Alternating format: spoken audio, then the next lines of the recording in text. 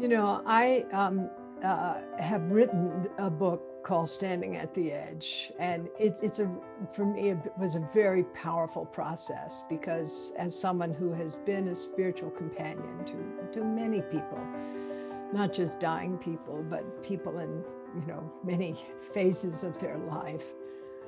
And also having borne witness to the experience of those whose role in life is to be of support to others, whether it's being a spiritual companion or a human rights worker or a doctor or a nurse or a teacher or a social worker. All of these individuals, in an interesting way, sometimes very subtly, have the responsibility of being a spiritual companion. A teacher is a spiritual companion to her or his students.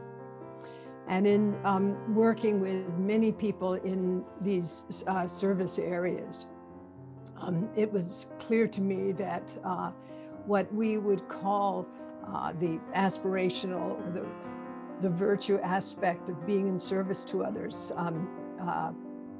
so important for the character of such individuals. That he or she manifest certain qualities related to compassion and kindness and respect and so forth.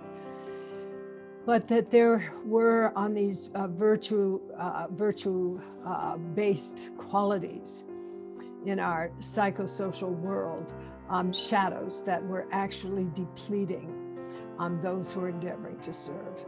And so, I engaged in a very deep exploration of these geographies, of these landscapes.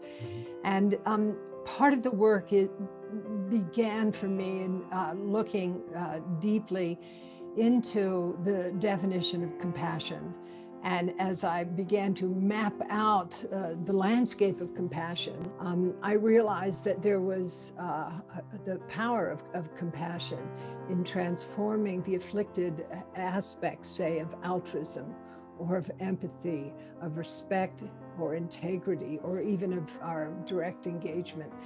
That the means for actually transforming our experience out of the shadow into the high edge of these qualities was compassion. And, fortunately, there's a lot of science that backs this up. And so part of the work that I've done is to integrate neuroscience and social psychology into this work, just to reassure people, no, this is not just, fuzzy-wuzzy spirituality. This has got very deep validation in the world of science.